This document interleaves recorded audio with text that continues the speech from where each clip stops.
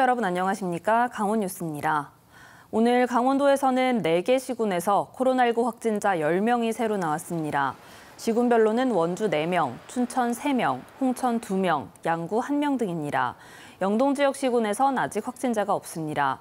방역당국은 확진자 감염 경로 등 역학조사를 진행하고 있습니다. 지금까지 강원도 전체 누적 확진자는 6,887명입니다. 강원도 내 보건소 근무자의 휴직 퇴사율이 증가 추세인 것으로 나타났습니다. 국회 보건복지위원회 신현영 의원이 강원도 내 보건소에서 받은 현원 대비 사직 비율을 분석한 결과 2018년 0.7%, 2019년 0.8%에서 지난해에는 1.4%로 증가했습니다.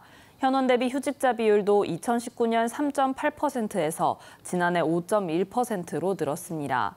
신 의원은 코로나 대응으로 보건소 근무자의 초과 근무 등이 늘어나면서 휴직 퇴사율이 증가하고 있다며 근본적인 대책 마련을 촉구했습니다.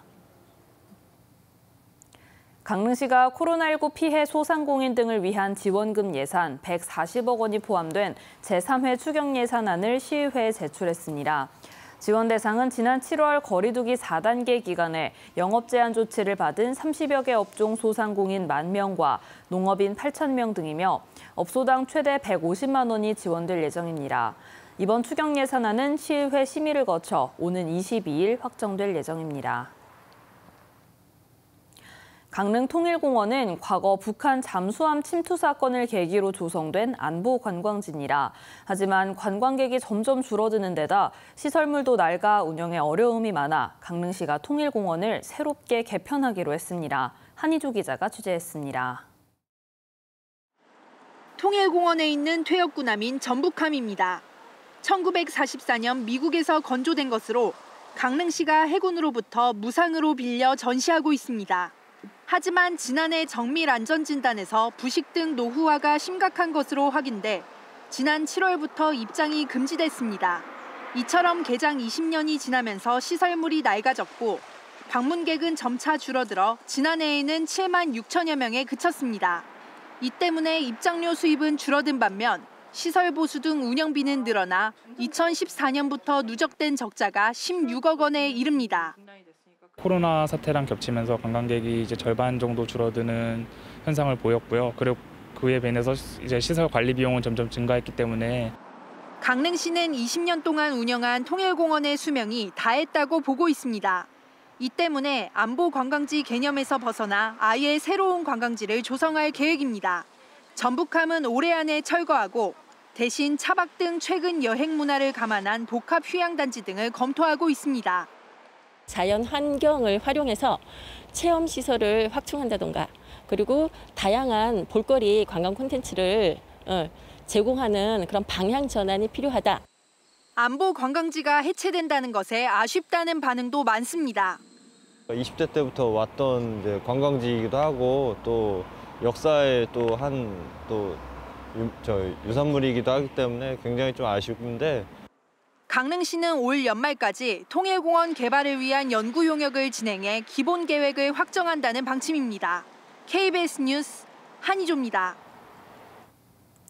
삼척시가 이번 달부터 내년 4월까지 사업비 4억 원을 들여 삼척향교 주변 6만여 제곱미터의 전통문화 체험숲을 조성합니다. 이를 위해 삼척시와 삼척향교는 어제 관련 업무 협약을 체결했습니다. 전통문화 체험숲은 잔디광장과 연못 정자 등을 갖추게 되며 준공 후 일반 시민에게 상시 개방됩니다. 동해시가 겨울철 상수도 동파 사고에 대비해 대책 마련을 추진합니다. 동해시는 다음 달 15일부터 내년 3월 15일까지를 겨울철 자연재난 대책 기간으로 정하고 상수도 동파 사고 발생 시 신속한 응급복구와 비상급수가 가능하도록 전담반을 구성해 운영하고 소방서와 협조 체계를 구축하기로 했습니다. 또 오늘부터 다음 달 14일까지 취 정수장 등 상수도 시설 현황을 조사하고 정비 작업을 실시할 방침입니다. 동해시가 공공시설물 가운데 공유가 가능한 자원을 시민이 이용할 수 있도록 하는 공유누리 서비스를 확대 운영합니다. 이에 따라 동해시는 회의실과 강의실 등 기존에 등록된 공공자원 27건에 더해 최근 소독기와 비접촉식 체온계와 같은 코로나19 방역 물품 등 65건을 추가로 등록했습니다. 공유누리 서비스는 정부에서 운영하는 인터넷 포털 사이트로 공공자원을 검색해 예약할 수 있습니다. 강릉관광개발공사가 지역 농수산물의 판로 개척을 위해 강릉 향토음식 전국 경연대회를 개최합니다. 이에 따라 오는 28일까지 참가 신청을 받은 뒤 다음 달 6일 본선 20팀이 참가하는 현장 경연을 진행합니다.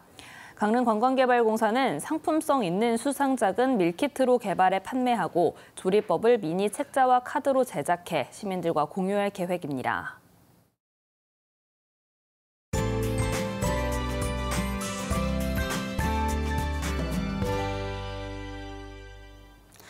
현재 영동 지역에는 비가 내리고 있습니다. 동풍의 영향으로 영동에는 내일 오전까지 비가 이어지겠습니다.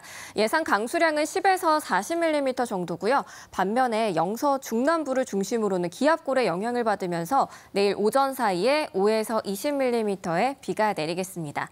내일부터는 북서쪽에서 찬 공기가 밀려오면서 기온이 점차 낮아지겠습니다.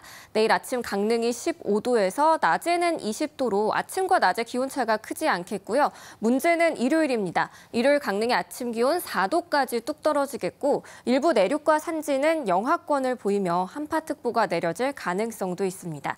미리 대비하셔서 체온 유지에 신경 써주셔야겠습니다. 오늘 낮 기온은 강릉 19도, 속초 18도, 정선은 20도까지 오르겠습니다. 물결은 동해 남부 먼바다에서 최고 3.5m까지 높게 일겠습니다. 다음 주에도 기온이 크게 오르지 못하겠고요. 다음 주 화요일과 수요일 사이에도 비가 한 차례 내릴 전망입니다. 날씨였습니다. 뉴스를 마칩니다. 시청해주신 여러분 고맙습니다.